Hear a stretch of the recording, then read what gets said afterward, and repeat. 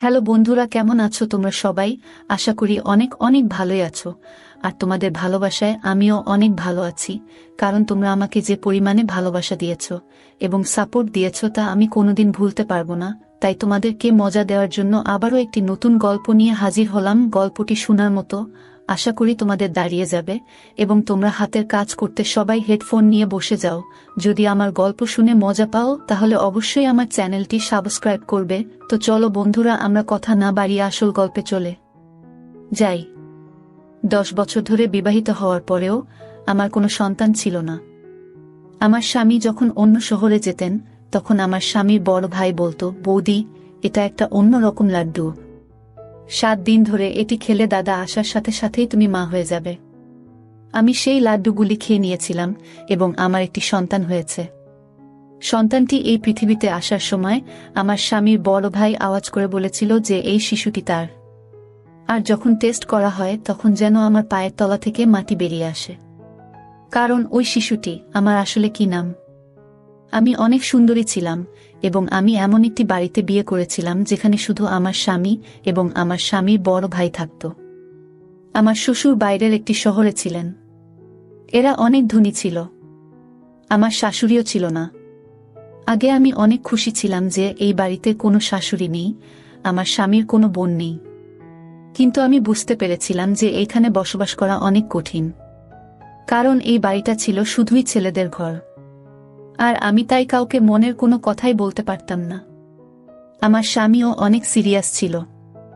আমার বাবা মাও আমাকে বিয়ে দেওয়ার পরে এই দেশ ছেড়ে চলে গেল, কারণ তারা এখানে এসেছিল শুধুমাত্র আমাকে বিয়ে দেওয়ার জন্য। আমরা আগে বিদেশে থাকতাম। আমার বাবা মা চেয়েছিল আমি পাকিস্তানে থাকি, যাতে আমি এখানকার মাটির কাছাকাছি থাকতে পারি। আমি গরিব তো হয়েই গিয়েছিলাম, কিন্তু অনেক চিন্তিত ছিলাম। এই সমস্যার কারণে তখনও পর্যন্ত আমার সন্তান হয়নি। ডাক্তাররা বলতো আপনার শরীরে ভিটামিনের অভাব, কারণ আপনি দুঃখী থাকেন সব সময়। আপনার পরিবেশ পরিবর্তন করুন, কোথাও থেকে ঘুরে আসুন, এমন কাজ করুন যা আপনাকে খুশি করবে। কিন্তু আমার স্বামী এমন একটা কাজ করত যে একদিনের জন্য সে ছুটি নিতে পারত না। আর যে আমার সাথে কথা বলতো সে আর কেউ না, সে ছিল আমার স্বামীর বড় ভাই। আমারই বয়সী ছিল, আর সে দেখতে অনেক সুন্দর ছিল। আমার স্বামীর তুলনায় সে একজন ভালো মানুষও ছিল। হাসি মজা করত, কিন্তু তার একটা নিজস্ব পৃথিবী ছিল যেখানে সে আমার জন্য সময় দিতে পারত না। সে ইউনিভার্সিটিতে চলে যেত, সেখানে বন্ধুদের সময় দিত কিংবা ফোন নিয়ে ব্যস্ত থাকত। আমি ভাবতাম কখনোই সে ফ্রি হয়ে এসে আমার সাথে কথা বলবে, তাহলে আমার সময় ভালোই পার হবে।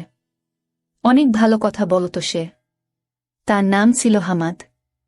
মাঝে মাঝে আমরা ঠিক করতাম, সে কিছু খাবার নিয়ে এসে আমরা খেতাম, আমরা অনেক গল্প করতাম। এইভাবেই সময় ভালোই পার হয়ে যেত আমাদের। আমার স্বামীও এই ব্যাপারটা জানত। আমার স্বামী বলতো তার ভাইয়ের থেকে কিছুটা দূরে থাকতে। আমি বলেছিলাম যে সে তো অপরিচিত নয়, সে এই বাড়িতেই থাকে। আমি আমার স্বামীকে বলতাম যে আমি তার সাথে কথা বলি না, কিন্তু বাস্তবে আমরা একে অপরের সাথে কথা বলতাম এবং আমাদের জীবন এইভাবেই চলছিল। আমার বিয়ের পরে অনেক বছর পার হয়ে গেছে। 10 বছর হয়ে গেছে, কিন্তু আমার এখনো একটাও সন্তান হয়নি। কিন্তু ডাক্তার বলেছে আপনার বেশি একটা সমস্যা নেই, আপনার সন্তান হতে পারে। ডাক্তার আমাকে বললেন আজই আপনার স্বামীর সাথে কথা বলুন, যাতে তিনি আপনার পরিবেশ পরিবর্তন করতে পারেন, আপনাকে একটি শান্তিপূর্ণ জায়গায় নিয়ে যান। কিন্তু যখন আমি আমার স্বামীকে এই কথাটি জানালাম, আমার স্বামী আমাকে একটি নতুন খবর শোনালো। সে বলল যে আমাকে কাজের জন্য অন্য শহরে যেতে হবে এবং আমি সেখানেই থাকব। 9 বা 10 মাসের জন্য হতে পারে। সে যখন এই কথা বলল, তারপরে আমি কি বলবো, কারণ এটাই ছিল আমার স্বামীর শেষ কথা। সে একবার যা বলে তো সেটাই করত। আমি বললাম ঠিক আছে, আমি তোমার জিনিসপত্র প্যাক করে দিচ্ছি। আমার স্বামী শহরের বাইরে চলে গেলেন এবং তখন আমি বাড়িতে একা থাকতাম। কিন্তু তখনই আমার স্বামীর বড় ভাই আমাকে এমন কিছু বলেছিলেন যা আমাকে অবাক করেছিল। কিন্তু যাওয়ার সময় আমার স্বামী আমাকে বলে, আমি দোকানদারকে বাড়ির নম্বর দিয়েছি, তোমার যদি কোনো কিছুর প্রয়োজন হয় তবে দোকানে ফোন করে দিলে সেই জিনিসগুলো বাড়িতে পৌঁছে যাবে। আমি বললাম জিনিস অর্ডার করার কি দরকার, হামাদ নিয়ে আসতে পারবে। তখন আমার স্বামী বলেছিলেন, তোমাকে তার কাছে কিছু চাইতে হবে না, এমনকি তার সাথে কথাও বলতে হবে না। সে তার কাজ করুক, তুমি নিজের কাজ করো। এমনকি ওর জন্য রান্না করারও দরকার নেই, ও বাইরে থেকে খাবে। আমি বললাম, তোমার কি হয়েছে? সে বলল, আমি তোমার স্বামী, আর তাই আমি যা বলছি তাই তোমাকে করতে হবে। আমি বললাম, কিছু কি হয়েছে? সে বলল, না তেমন কিছুই না, আমি শুধু তোমাকে বলে দিলাম যে ওর থেকে দূরে থাকবে। আমার এক কাকিমা বাইরে চলে গেছেন, যখন তিনি ফিরে আসবেন তখন তিনি তোমার সাথে থাকতে আসবেন। তোমার খেয়াল রাখবেন উনি, আর তোমার ভয় করবে না একটু। আশ্চর্য ব্যাপার হলো, আমার স্বামী চলে যাওয়ার আগে আমার স্বামীর বড় ভাইয়ের সাথে দেখাও করেনি। হয়তো ভাইদের মধ্যে কিছু রাগের কারণ ছিল, কিন্তু এমন তো কখনো হয়নি, কারণ আমার স্বামীর বড় ভাই একদিন আমার জন্য একটি লাড্ডু নিয়ে এলো। সে বলল, তুমি যদি এটি খাও তাহলে দাদা এখানে ফিরে আসার সাথে সাথে তুমি মা হতে যাবে। যদিও আমি আমার স্বামীর বড় ভাইয়ের সাথে এইসব কথা আগে কখনো বলিনি, কিন্তু আমার স্বামীর বড় ভাই ছিল অন্য রকমের। আমরা একে অপরের সাথে বন্ধুর মতো কথা বলতাম। সে বলল, অনেক দিন হয়ে গেছে, দাদা বুঝতে পারছে না। সে তোমার চিকিৎসা করায় না, আর তোমাকে কোথাও নিয়েও যায় না। কিন্তু আমি এই বাড়িতে একটি সন্তান দেখতে চাই, যাতে তোমার মুখ থেকে কষ্টের ছাপ মুছে যায়। এই জন্যই আমি এই কুরআন পড়া লাড্ডু নিয়ে এসেছি। তোমাকে 7 দিন ধরে এটি খেতে হবে, তারপরে দাদা যখন আসবে তখন সুসংবাদ পাবে। আমি আমার স্বামীর বড় ভাইকে ধন্যবাদ জানিয়েছিলাম এবং তাকে বলেছিলাম যে সে সত্যই একজন ভালো মানুষ, যে এত চিন্তা করেছিল আমার জন্য। আমি বললাম তাকে, আল্লাহ তোমাকে একটা মিষ্টি সন্তান বানিয়ে দিক। আর আমি সেই লাড্ডুটি 7 দিন ধরে প্রতিদিন খেয়েছি, এই ভেবে যে একদিন সবকিছু ঠিক হয়ে যাবে। আমার স্বামীর বড় ভাই আমাকে প্রতিদিন গল্প বলতো যে এই লাড্ডু তো অমুকও খেয়েছিল। আমি যেখান থেকে এইগুলো নিয়ে এসেছি সেখানের অনেক নাম ডাক হয়েছে। মানুষ তাদের কাছে যায় এবং তাদের সমস্যার সমাধান করিয়ে ফিরে আসে। বৌদি, তোমার সমস্যারও সমাধান হবে। আমি প্রার্থনাও করেছি, কিন্তু আমার স্বামীর বড় ভাই আমাকে বলেছিল যে তোমার স্বামীকে এই বিষয়ে কিছুই জানাতে হবে না, কারণ সে এই ধরনের জিনিসে বিশ্বাস করে না। আর যদি দাদা জানতে পারে যে এই লাড্ডুগুলো আমি তোমাকে দিয়েছি, তাহলে আমাকে শেষ করে ফেলবে। আমি তাকে বললাম যে তোমাদের মধ্যে কি কোনো ঝগড়া চলছে? সে বলল, না, কোনো ঝগড়া নেই। দাদা যেখানে গেছে আমাকেও সেখানে সে পাঠাতে চেয়েছিল, কিন্তু আমি যাইনি। সেই জন্য আমার উপর রেগে আছে। আমি বললাম যে এত ছোট ব্যাপার? তোমার দাদা তো এমনভাবে রেগেছিল যেন তোমার সাথে তার কোনো সম্পর্ক সে রাখবে না। সে বলল, হ্যাঁ, ব্যাপার এইটুকুই যে সে সাথে সাথে রেগে যায়। কিন্তু সেই দিনগুলিতে আমি আমার স্বামী বড় ভাইয়ের মধ্যে আরও একটি জিনিস লক্ষ্য করেছি, যা সে আগে কখনো করত না, আর তা হলো সে এখন অনেক রাতে বাড়িতে আসে। আমি একা ছিলাম, তাই আমি ওকে বললাম তাড়াতাড়ি আসতে। আমার মনটা কেমন একটা করে, আমি ভয় পেয়ে যাই। সে বলল, বৌদি, আমি তাড়াতাড়ি আসার চেষ্টা করি, কিন্তু কাজটাই এমন যে তোমার জন্য লাড্ডু নিয়ে তবেই তো বাড়ি আসি। তার জন্য আমাকে সেখানে বসতে হয়। 7 দিন ধরে আমি সেই লাড্ডু খেয়েছি, আর অজুহাত দেখিয়ে আমি আমার স্বামীকে এখানে ডেকে নিয়েছি। ওকে বললাম যে তুমি এখানে চলে এসো, তোমার সাথে আমার জরুরি কাজ আছে। আর আমার মনও ভালো নেই, কারণ আমি একা। স্বামী বলল, ঠিক আছে, তাহলে আমি তোমাকে আমার সাথে নিয়ে আসব, কারণ আমার এখানে অনেক কাজ আছে। আমি বললাম, হ্যাঁ, তুমি আসো, আমার তোমাকে দরকার। কিন্তু স্বামী যখন এলো, আমি অবাক হয়ে দেখলাম যে সে আমার স্বামীর বড় ভাইকে একবার আদর করে ধরেনি। সে এমনভাবে পাশ দিয়ে চলে গেল যেন সেখানে কেউ বসে নেই। আমি অনেক অবাক হয়েছিলাম, কারণ আমার স্বামী আসার আগে আমার স্বামীর বড় ভাই বলছিল যে দাদা এলে অবশ্যই আমাকে ক্ষমা করবেন এবং সবকিছু ঠিক হয়ে যাবে। কিন্তু আমার স্বামী তা করেননি। আমার স্বামী আমাকে তার সাথে অন্য শহরে নিয়ে যায় এবং আমি সেখানে থাকতে শুরু করি। এখানে আমি থাকতে থাকতে মাত্র 1 মাস হলো, আর জানতে পারলাম যে আমি মা হতে চলেছি। এটা যেন শেষ পর্যায়ে কোনো মানুষ জীবন ফিরে পাচ্ছে। বিয়ের 10 বছর পরে এমন খবর পাওয়া ছোট কথা নয়। অনেক খুশি হলাম, কিন্তু আমার স্বামীর বড় ভাইয়ের দেওয়া লাড্ডুর কথাটা বলিনি। শুধু বললাম, সন্তান না হওয়া পর্যন্ত আমরা একই বিছানায় থাকব। আমার স্বামীও অনেক খুশি। আমি যখন আমার স্বামীর বড় ভাইকে ফোন করলাম, তখন তার নাম্বার বন্ধ ছিল। আমি বাড়ির ফোন নাম্বারে কল করলে কাজের লোকটা ফোনটা তুলে বলল ছোট ভাই বাসায় নেই, আর ওর ফোনটা হারিয়ে গেছে। আমি আমার স্বামীর বড় ভাইকে এটা বলতে পারলাম না, কিন্তু ওর জন্য একটা মেসেজ অবশ্যই করে রাখলাম যে ও এক সময় অন্তত দেখতে পাবে। আমার স্বামী বলল, তুমি কাকে মেসেজ করছো? আমি বললাম, আমার সন্তানের কাকাকে। আমার স্বামী বলল, কোনো দরকার নেই। আমি বললাম, এটা কেন বলছো? আমার স্বামী বলল যে সে ব্যবসায় অনেক ক্ষতি করেছে, তাই আমি তার সাথে সব সম্পর্ক শেষ করে দিয়েছি। তাকে তার জমির অংশ দেয়া হয়েছে এবং এখন সে তার অংশে এখন থেকে বেঁচে থাকবে। তার সাথে আমাদের কোনো সম্পর্ক থাকবে না। আমি বলেছিলাম যে তোমার বাবা এই পৃথিবী ছেড়ে চলে যাওয়ার আগে তোমার মা বাবা তোমাকে তার দায়িত্ব দিয়েছিলেন, আর তুমি তাকে এই অবস্থাতে রেখে দিলে।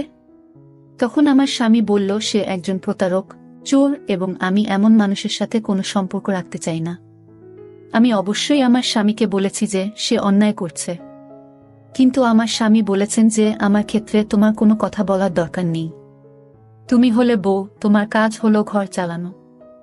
আর হ্যাঁ, আল্লাহ তোমাকে সন্তান দিয়ে দিয়েছেন, এখন থেকে তোমার সন্তানের প্রতি মন দাও। আমি ঘরের ও ভাইয়ের ব্যাপারটা দেখব। সে আমার ভাই, তোমার ভাই নয়। যদি তোমার ভাই হতো তাহলে তুমি কথা বলতে পারতে। আমি বললাম যে সে আমার ভাইয়ের মতোই ছিল। আমি আমার স্বামীকে কি করে বলবো যে তার কারণেই আমরা সন্তানের সুখ পেতে চলেছিলাম? কিন্তু আমার স্বামীর বড় ভাই আমাকে এসব বলতে নিষেধ করেছিলেন, তাই আমি চুপ করে রইলাম। সত্যি বলতে কি, তারপরে আমি আর সময় পাইনি আমার স্বামীর বড় ভাইকে ফোন করার বা তার সাথে কথা বলার। প্রথমত, আমার স্বামী এটা বারণ করত, এবং দ্বিতীয়ত, আমি আমার সন্তানকে কেনাকাটায় এবং খুশিতে এতটাই ব্যস্ত ছিলাম যে আমি কারো কথা ভাবিনি। তারপরে আল্লাহ আমাকে একটি সুন্দর ছোট ছেলে দিলেন। তাকে পেয়ে আমি অনেক খুশি হয়েছিলাম। আমি দিনরাত যেন তাকে নিয়ে ব্যস্ত থাকতাম। ছেলের যখন 2 মাস বয়স, তখন আমি আমার স্বামীকে বলেছিলাম যে এইবার আমরা বাড়ি ফিরে যাব, কারণ আমি এই ফ্ল্যাটে তোমাকে আর এই সন্তানকে নিয়ে আর থাকতে চাই না। এইবার আমাদের বাড়িতে থাকব। আমার স্বামী বলল যে বাড়িটা এখনো আমার, অবশ্যই আমরা সেখানে যাব, আর আমার ভাই এলে তাকে সেই বাড়িতে তার ভাগের যত টাকা হয় তত টাকা দিয়ে দেব। আমি বললাম, যা খুশি করো, কিন্তু এবার আমি ঘরে যাব। আসলে আমি আমার সন্তানকে তার প্রিয় কাকার সাথে দেখা করাতে চেয়েছিলাম, কিন্তু আমাদের বলা হয়েছিল যে বাড়ি বন্ধ আর আমার স্বামীর বড় ভাই নেই। কিন্তু বাড়ি ঢুকে মনে হলো যেন কেউ এখানে থাকছে, যেন এই বাড়িতে একজন মহিলা আছে, আর সেটা এই জন্য যে আমি জানতে পেরে গিয়েছিলাম যে বাড়ির সব কিছুই এক মহিলা ব্যবহার করত। যেন আমার সেরকমই মনে হলো, কিন্তু সেই মহিলা কে হতে পারে? আমি সেই দিকে আর মন দিলাম না। এরপর আমার স্বামীর বড় ভাই ওইখানে এলো। আমার স্বামী ও সেইখানে বসেছিল, কিন্তু তবুও আমি আমার মনটাকে ধরে রাখতে পারলাম না, আর আমার স্বামীর বড় ভাইকে বলে বসলাম যে দেখো তোমার ভাইপো। আমার স্বামীর বড় ভাই তখন বলল, না, এটা আমার ভাইপো না। ওর কথা শুনে আমি অবাক হয়ে গেলাম। আমার স্বামীও বলল, তুমি সন্তানকে ভালোবাসবে না? তুমি এত অহংকারী, এই বাড়ি থেকে বের হও। তখন আমার স্বামীর বড় ভাই বলল, আমি বললাম, এটা আমার ভাইপো নয়, কারণ সে ও আমার ছেলে। এটা শুনে আমার পায়ের নিচ থেকে মাটি সরে গেল, আর আমার স্বামীরও। সে বলল, কি রকম খারাপ কথা বলছো? কি খারাপ অভিযোগ করছো? আমার স্বামীর বড় ভাই বলল, আমি কাউকে দোষ দিচ্ছি না, এটা আমারই ছেলে, আমি প্রমাণ করতে পারবো। একথা শুনে আমার পায়ের নিচ থেকে মাটি সরে গেল। আমি তাকে বললাম, তুমি কিসব বলছো? আমি ইশারা ও করলাম যে তোমার কি হয়েছে, তুমি কি চাইছ? তোমার জন্য তো সন্তানটা এই পৃথিবীতে এসেছে, আর এখন তুমি তার জীবন নিয়ে কথা বলছো। আমার স্বামী বলল, কি বলছো তুমি? কি হয়েছিল? আমি যখন এখানে ছিলাম না তখন কি হয়েছিল? আমি আমার স্বামীকে সব খুলে বলেছিলাম। এমন কিছু হয়নি। আমি মাত্র 7 দিন তার আনা লাড্ডু খেয়েছি, তারপরেই আমাদের সন্তান এই পৃথিবীতে এসেছে। আমার স্বামীর বড় ভাইকে ধরে বলল, কি করেছো তুমি? এই লাড্ডুতে তুমি কি মিশিয়েছিলে? এতে তুমি জ্ঞান হারানোর কোনো ওষুধ মিশিয়ে দাওনি তো?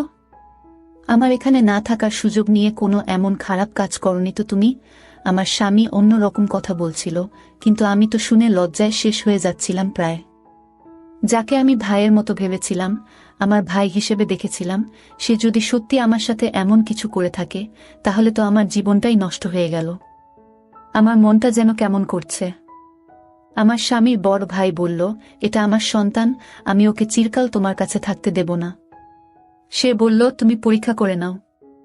কিন্তু আমরা নিশ্চিত ছিলাম যে শিশুটি আমাদের। পরীক্ষার কোনো প্রশ্নই ছিল না, আর যদি ডিএনএ টেস্ট করানো হয় তাহলে ফলাফল কি হবে? আমার স্বামী বলেছিল যে সে ডিএনএ পরীক্ষা করাবে। আমরা সবাই তখন হাসপাতালে পৌঁছলাম এবং সাথে সাথে পরীক্ষা করিয়ে নিলাম, কিন্তু রিপোর্ট পেতে 2 দিন সময় নিয়েছিল। শুধুমাত্র আমি জানতাম যে কিভাবে আমি 2 দিন পার করেছিলাম।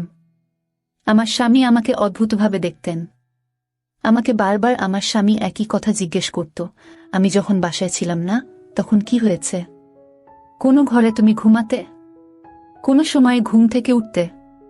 রাতে কি মনে হতো যে তুমি জ্ঞান হারিয়ে গেছ? আর তোমার কোনো জ্ঞান নেই?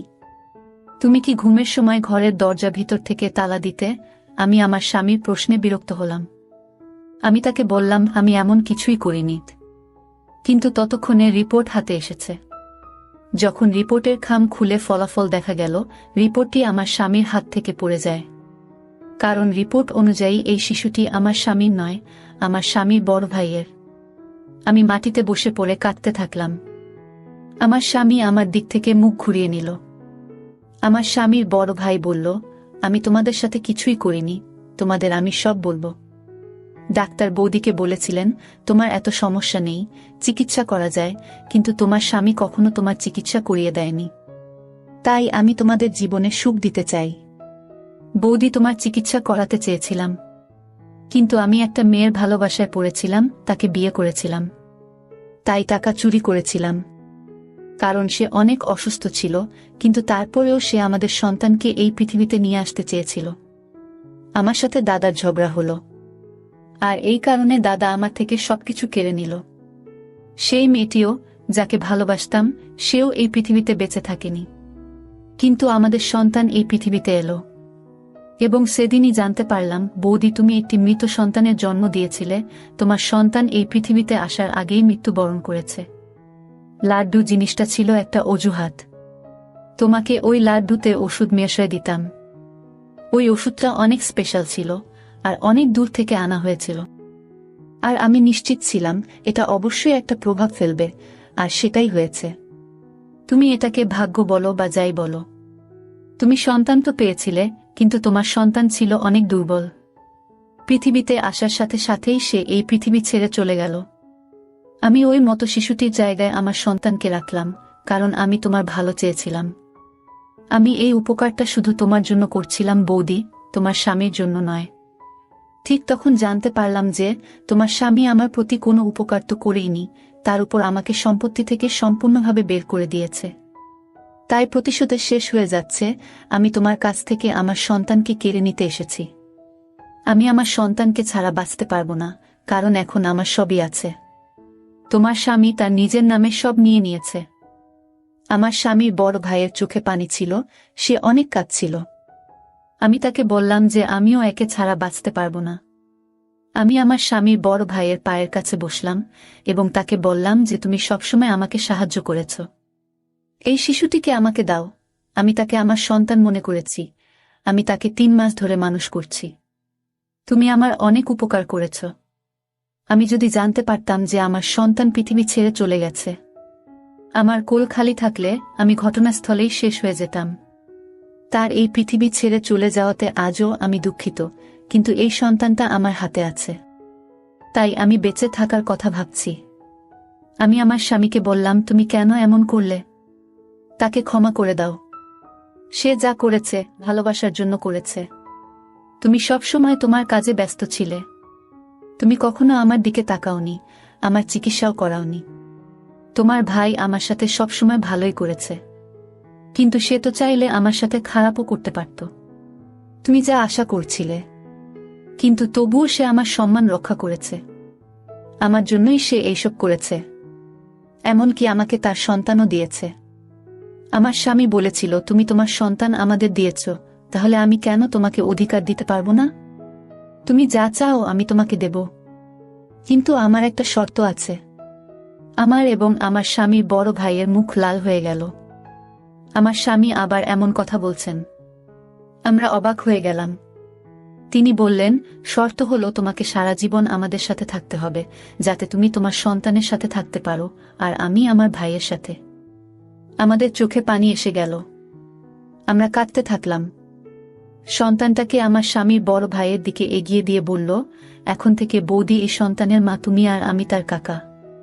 সে যেন কখনই না জানে যে আমি তার বাবা, তার মা এই পৃথিবীতে নেই। আমি তাকে ধন্যবাদ জানালাম এবং সেই শিশুটিকে ধরলাম যে সে আমার নিজের সন্তান। 4 বছর হয়ে গেছে। আমার ছেলে 4 বছর বয়সী, অনেক খুশি। সে আমার স্বামীকে বাবা ডাকে এবং আমার স্বামীর বড় ভাইকে কাকা বলে। সৃষ্টিকর্তা আমাকে আবার আশা দিয়েছেন। আমি অনেক খুশি এবং আমাদের জীবনে অনেক ভালো খবর এসেছে যে আমরা আজ সন্ধ্যায় আমার স্বামীর বড় ভাইয়ের জন্য মেয়ে দেখতে যাচ্ছি। সে বলেছে যে সে যে কোনো মেয়েকে বিয়ে করতে রাজি। আমি চাই সে নতুন করে তার জীবন শুরু করুক। আমরা একটি বাড়িতে থাকি এবং সম্পত্তি আমাদের সকলের। এটি ছিল আমাদের আজকের গল্প। বন্ধুরা, আজকের ভিডিওটা এখানেই শেষ করলাম। অনেক কষ্ট করে ভিডিওটি আপনাদের জন্য বানিয়েছি। যদি ভিডিওটি আপনাদের ভালো লেগে থাকে তাহলে একটা লাইক করবেন এবং চ্যানেলটি অবশ্যই সাবস্ক্রাইব করবেন। এই আশা ব্যক্ত রেখে আপনাদের কাছ থেকে বিদায় নিচ্ছি আমি। দেখা হবে আগামীকালের নতুন কোনো ভিডিওতে। সে পর্যন্ত সবাই ভালো থাকুন, সুস্থ থাকুন। ধন্যবাদ।